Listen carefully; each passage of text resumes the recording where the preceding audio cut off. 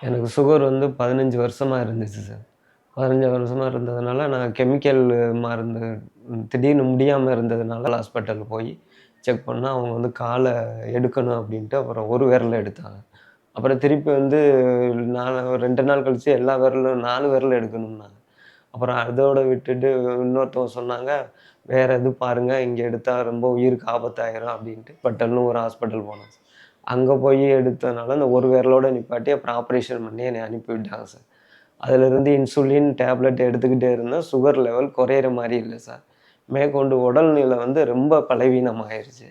அதுக்கப்புறம் தான் எங்க ஆஃபீஸ்ல இருந்து எங்க மேனேஜர் சொன்னதுனால, இங்க சித்தாவுக்கு நாங்க இங்க வந்தோம் சார். ரத்னா கிளினிக்னு அட்ரஸ் சொன்னாங்க. அப்புறம் சாருக்கு ஃபோன் பண்ணி கேட்டுட்டு, நாங்க நேரா அட்மிஷன்.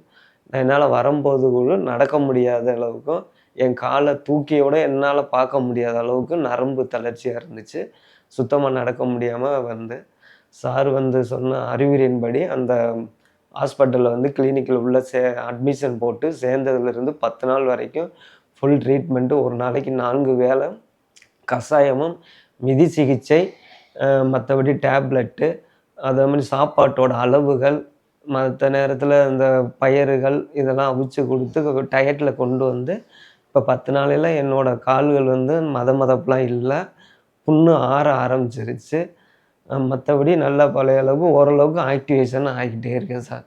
மத்தபடி என்னோட அந்த 10 நாள் சிகிச்சையில வந்து என் உடல்நிலையில நல்ல மாற்றங்கள் இருக்கு. நல்லபடியா எனக்கு இம்ப்ரூவ்மெண்ட் தெரியுது.